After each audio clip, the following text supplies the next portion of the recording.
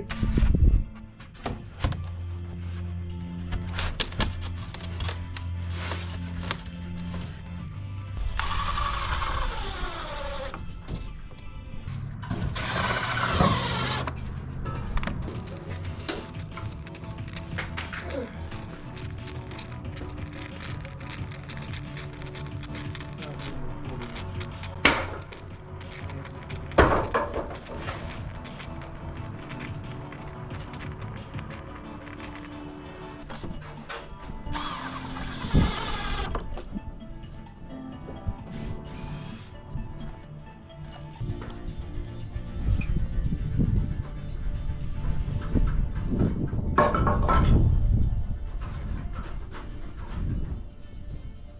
So the next few days is supposed to be above freezing even at night.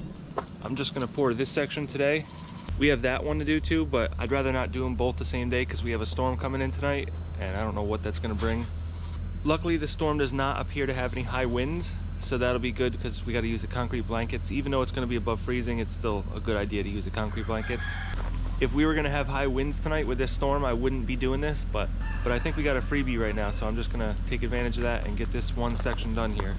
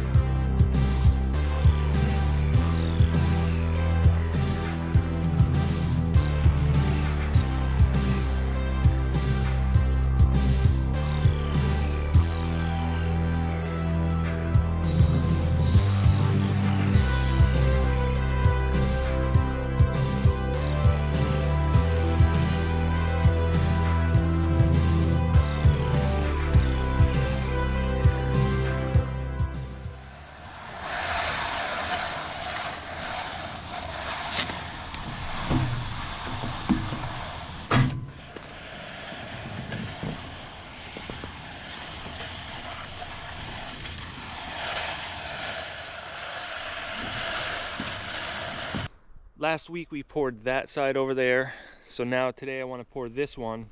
Tonight is like the last night that it's going to be hovering above freezing, so I want to take advantage of that and just get this done. And then the next night is going to be in the teens, and for the next 7 to 10 days it's going to be in the teens at night. Because of the horizontal distance between there and the crane, it's a lot more than anything else, so I need to just do one load of concrete in the bucket. So I'm going to be putting about 1/3 of a yard at a time in, just so I don't overload anything. According to the chart, I got like 4,800 pounds, but the concrete bucket's 1,100 and the block is another 500. And I also left about a 5-foot safety factor because I figured it out for 55 feet and it's really only about 50 feet. So we should be good, but it's just going to be a lot more trips over there. So I think I've shown you guys enough mixing concrete. I'm just going to show it putting it up on the roof. You know the rest of the deal.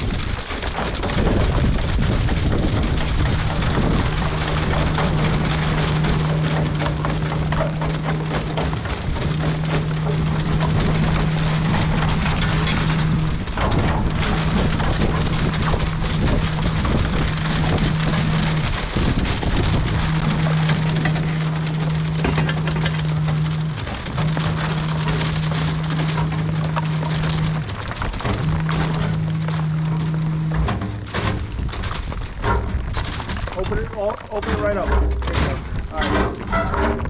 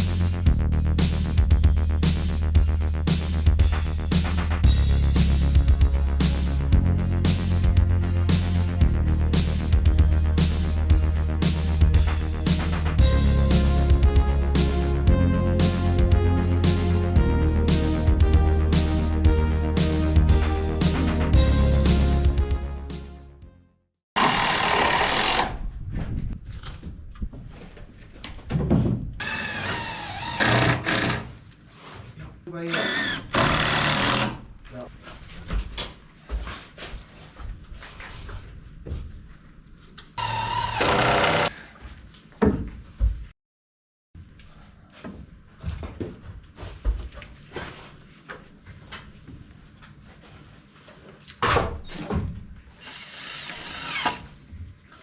I think it's square. In the middle of the mark.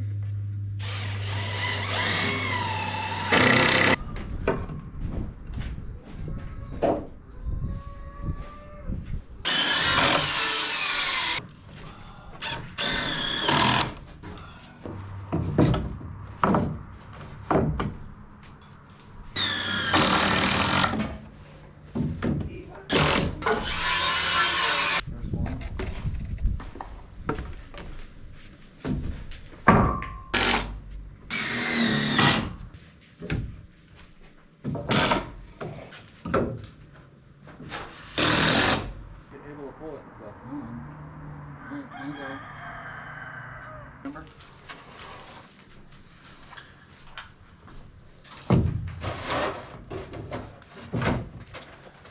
I'm going. Hook it on it.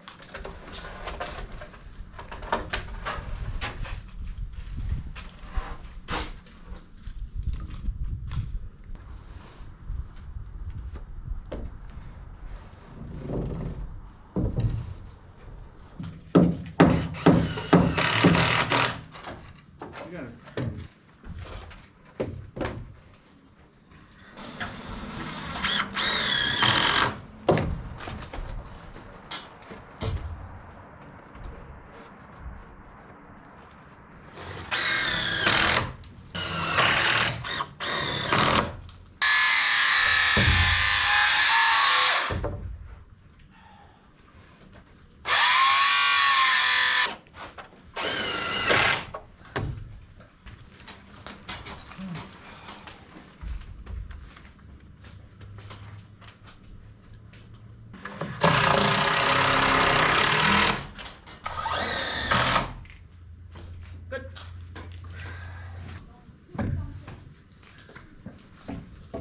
Good.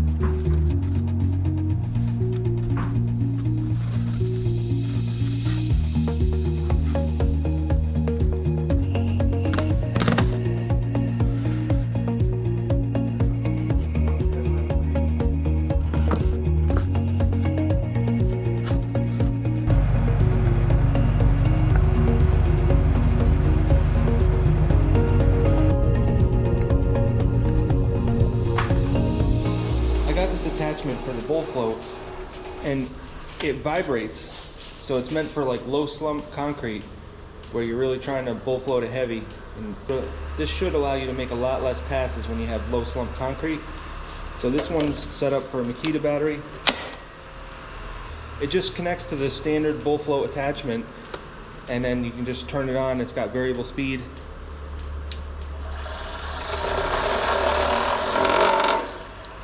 So we're gonna give this a try today. Hopefully this should make it a lot easier. It is a little bit pricey for this thing, but hopefully it's worth it. So today is gonna be like 60 degrees and like 40 at night. So this is a perfect day to pour this, which happens to be exactly when we need it, because last night we just finished up getting everything done here. We set up some pipe scaffolding over here. That way you're not just working on a ladder.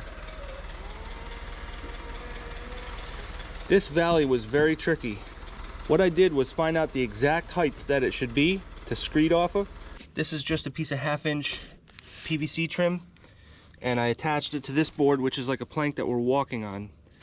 By attaching this to this part, it's secure so that we can walk on it without having to worry about walking on the foam.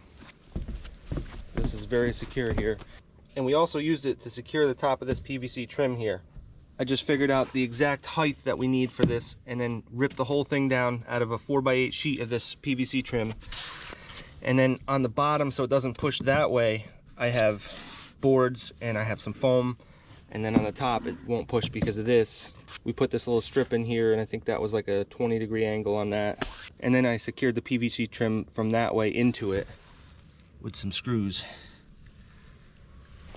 And so we're just gonna screed off of this. And since you're gonna be screeding like this, you're actually catching this side of it. So that's where I had to measure it to. So that's exactly what I need for my level, so we can screed on that. So that was definitely not easy, and that was pretty time consuming to get that all figured out. But for the next side, it should be a lot smoother. So we also have a ridge beam screed guide here, which is just 1-inch polystyrene foam. So the last couple pours we had a problem where the rebar was just creeping down slowly, and it wasn't enough where it was like dangerous, but it probably dropped like 1 inch. So what I came up with this time was, a day ahead of time, I put in this PVC trim here. This is 3/4 inch, and I just made 2x2 squares, and I put that in with some construction adhesive, the Gorilla Glue construction adhesive, and then I put some screws in to hold it up. So every place that it's held up, it's also held from going down that way. So the whole plan here is that we're gonna get it screeded off to here, and then when I do this side here, I'll take this out and put just a 1/2-inch piece of foam in there, and then that will be the screed guide for this side. And I have some plans for that too. Hopefully that works out, because I've never done this before. But this is how I think it'll work. I got a little knockout right there for a waste vent. The horizontal distance from the crane is gonna be 47 feet, so I'm just gonna call it 50, just to be safe. And with that, I can put just about 1 yard in the bucket, but I'm only gonna do 2/3 of a yard just to be safe. So everything's got a big safety factor.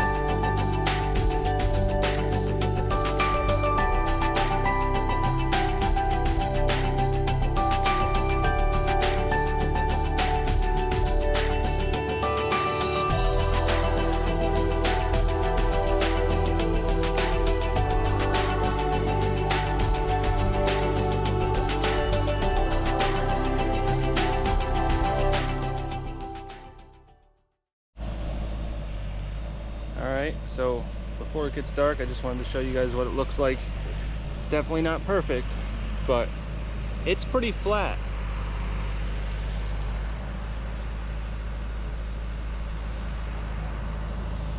There's no major spots. The only thing is down at the bottom there, that kind of got away from us. I was using too much accelerator at first. I was using like 2.5%, and then I realized it's like 60 degrees out and we have really hot water, so I cut the accelerator in half, and then we didn't have so much trouble up here. But that stuff just set up way too fast for us, so it's really rough down there. But we got the beams vibrated, so that's all that really matters. And the overhang is also vibrated really good, so that's really all that matters. Everything on top of that is just to span 2 feet. So, and it has rebar every 1 foot, so it's not a big deal if it's like really dry and honeycombed and stuff like that. I expect that when I take some of this fascia foam off here that it's going to be honeycombed, but it is what it is. At this point, it's just almost impossible to get it perfect. This rattle stick works really good. That really helps with the low slump. You'd be a million times going back and forth if you didn't have that vibration in there. So I'm just going to get the rest of that bull floated up there, get this smoothed out here, and we're good to go over here. And this is pretty much the hardest one that's left, because over on that side I'm so much closer to the crane that I can put a lot more concrete in the bucket. And then that way it's not a million trips up and down. And then this section over here is going to be a low slope 3 pitch here. So I think I'm just going to call a concrete truck and a pump truck for that. So we're on a downhill stretch now. That's the best thing, because this is the furthest we needed to reach. And now that it's done and I don't need to reach it anymore, everything over that way is all just so much easier. A lot less trips back and forth, which is really where the time goes. Getting up and down a million times, that takes a lot of time. It wears you out too.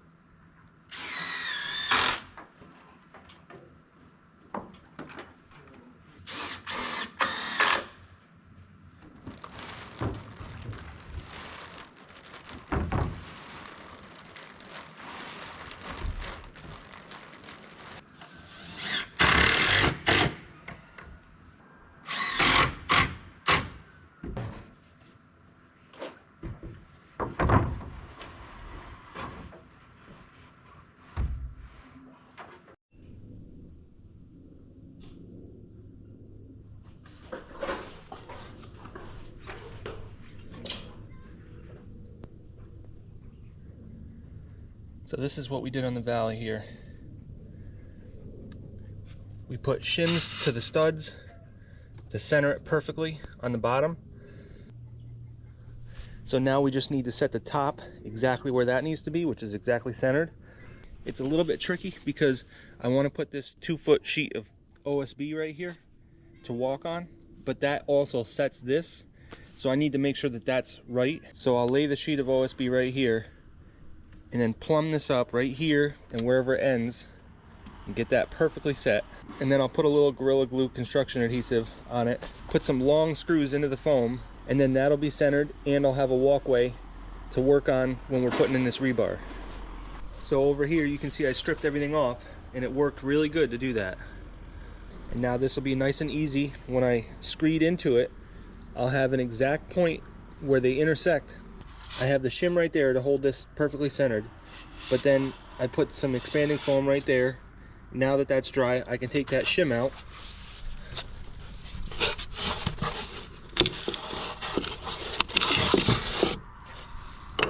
You wouldn't want any wood in there when you're pouring, because anything like wood will expand when it's wet and it could crack the concrete. But I'll leave it on this side because that doesn't matter. And now I have a nice clean space for concrete to flow into. I'm going to use these screws to set into here. You screw these in, and it uses a T40. And once it's in there, then you can screw into there.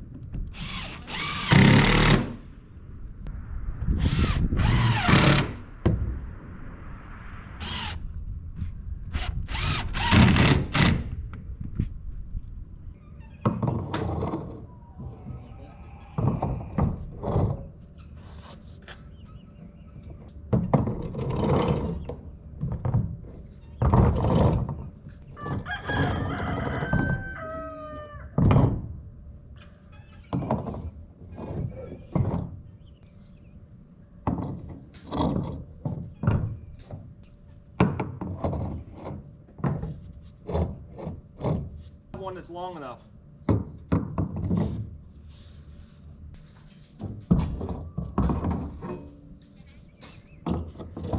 Yeah, I'm missing the 99.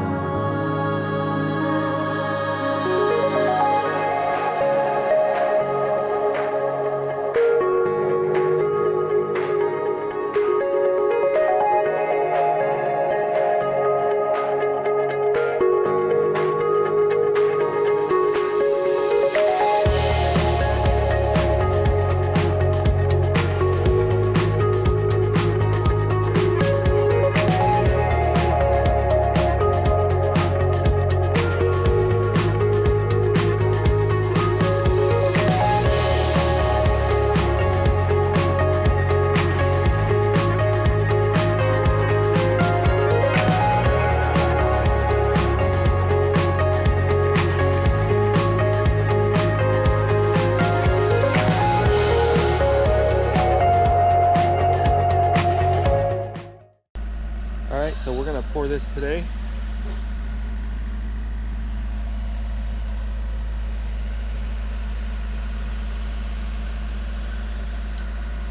With what we learned from the last side here, we should be able to use that to our advantage and do pretty good today.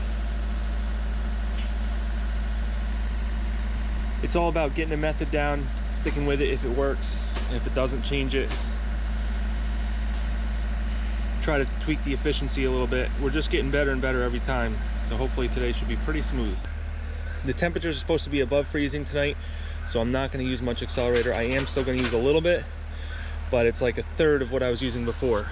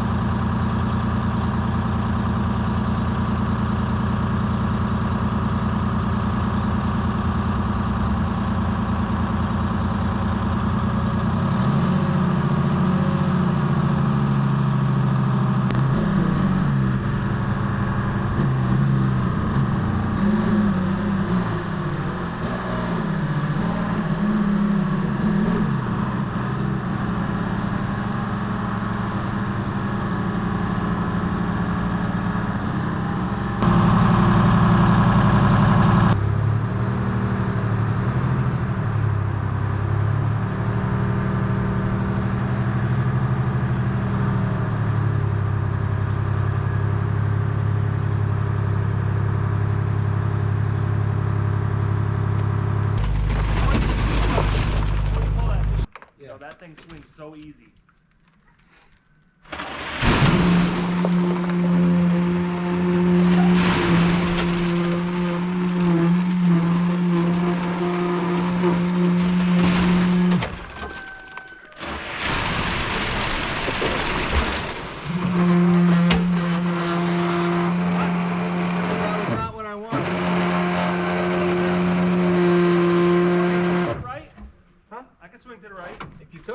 That'd be great.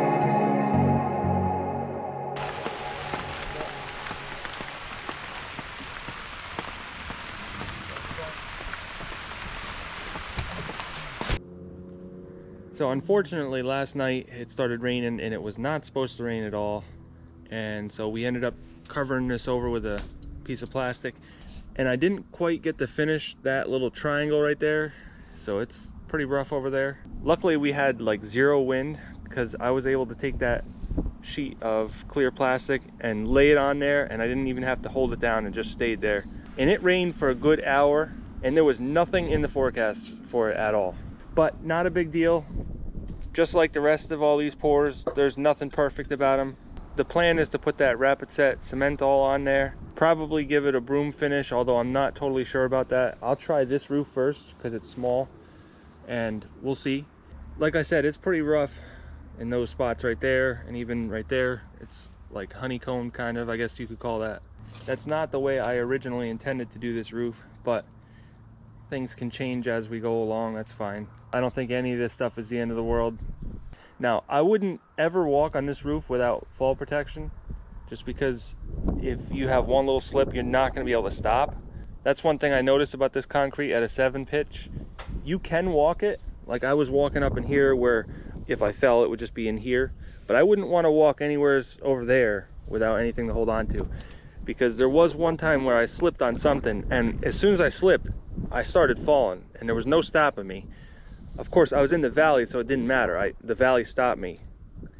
So I really wanted to finish the rest of this roof on this video, but it's just getting way too long, and just a lot of time goes into these videos. There was just a massive amount of time in these 4 pours that we did in this video. Between that one, this one, and that one. That was just a lot of work. So I guess we'll end up with 3 videos on this roof.